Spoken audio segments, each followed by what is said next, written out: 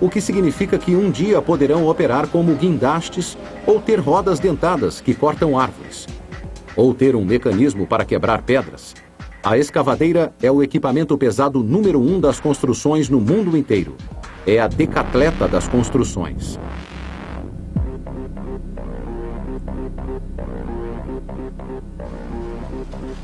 Mas como elas erguem cargas tão pesadas? Como elas não capotam? E como os seus braços não caem sob tal peso? Como é possível?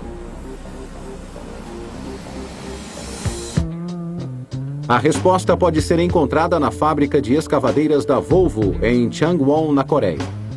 A companhia fabrica 16 mil escavadeiras anualmente em suas fábricas no mundo todo.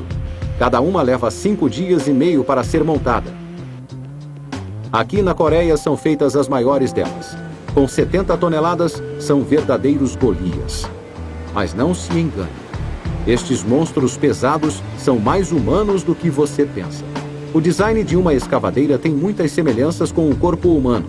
E elas podem, à sua maneira, serem graciosas e delicadas.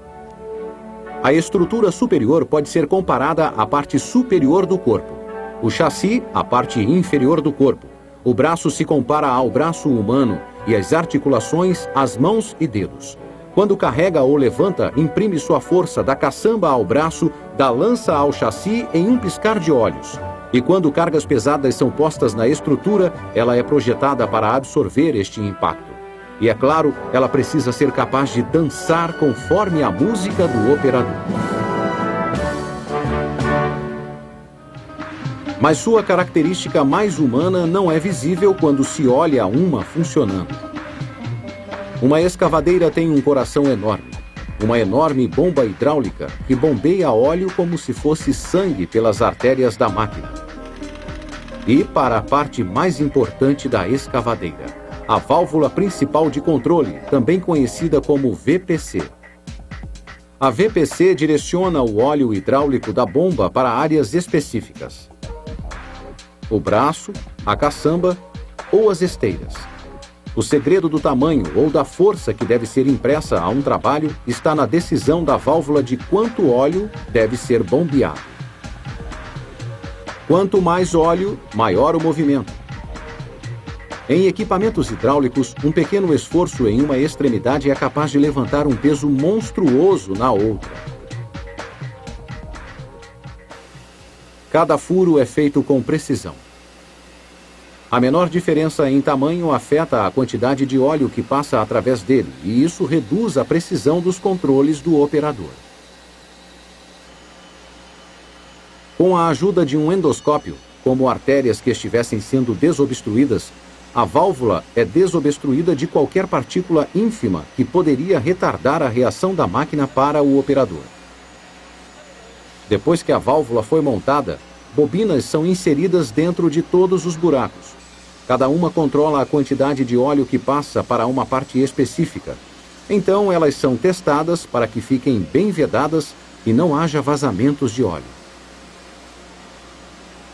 Manejando os joysticks na cabine, o motorista manda um sinal para um computador que age como um sistema nervoso, decidindo onde a pressão precisa ser aplicada para poder obedecer ao comando. A montagem de todas as diferentes peças acontece em uma linha de montagem de 110 metros. São necessários 150 funcionários altamente qualificados para fazer uma escavadeira. O braço precisa ser bem forte, mas, se for pesado demais, ficará lento e desajeitado. A solução é surpreendente. À primeira vista, ele pode parecer sólido, mas o braço desta escavadeira é, na verdade, uma estrutura oca. Isto o torna leve e de fácil manejo. O fato de o braço ser ao mesmo tempo oco e forte resulta do trabalho de robôs muito inteligentes. A precisão de soldagem desses robôs possibilita que elas sejam mais lentas e profundas. Quanto mais profunda a soldagem, mais forte a articulação. Esses robôs podem terminar 20 braços em um dia, com 3 toneladas de material de soldagem. E eles não erram, porque são programados para se autodiagnosticarem e resolverem os problemas sozinhos. Isso é inteligência artificial ao estilo soldagem. Depois que as peças foram feitas, começa a montagem. Primeiro, a união da estrutura superior ao chassi, que romanticamente chamamos de casamento. Mas, antes que os votos sejam feitos, há uma providência a ser tomada. As rodas dentadas precisam ser lubrificadas. No chassi, fica uma roda grande com outras rodinhas ligadas a ela. Na estrutura superior, há uma rodinha dentada embaixo, que é ligada a essa roda. E essa articulação permite que ela gire 360 graus.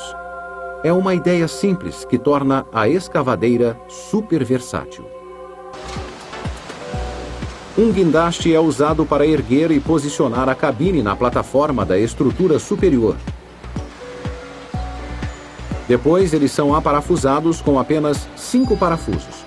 Quando o 5º parafuso é colocado, a cerimônia de casamento é concluída. O próximo passo na linha de montagem é ligar o braço e toda a parte hidráulica de volta à válvula de controle. E então fazer o primeiro teste para saber se a energia hidráulica está funcionando. O grande segredo de como a escavadeira pode ser tão versátil está para ser revelado. Esse guindaste pode levantar com facilidade, mas essa barra de metal não é nada leve. Na parte da frente e de trás da escavadeira há um contrapeso de ferro com cerca de 12 toneladas. A verdade é que elas precisam ser pesadas porque os trabalhos que elas realizam estão diretamente relacionados ao peso da máquina. Elas podem levantar 30% do seu peso, podem quebrar objetos com uma força de 60% de seu peso. E as caçambas podem carregar 10% do peso da máquina de uma só vez. Então, quanto mais pesadas forem, melhor será. E ter um contrapeso na frente e outro atrás permite que sejam trocados conforme o trabalho. Essas escavadeiras de 70 toneladas podem ser poderosas e versáteis, mas elas não são carros de corrida. Na verdade, para se movimentarem, elas precisam de sua própria frota de táxis. Ou melhor, de supertáxis. Elas são postas sobre a traseira de caminhões e transportadas para qualquer local do mundo onde construções ou demolições precisem delas. Há 65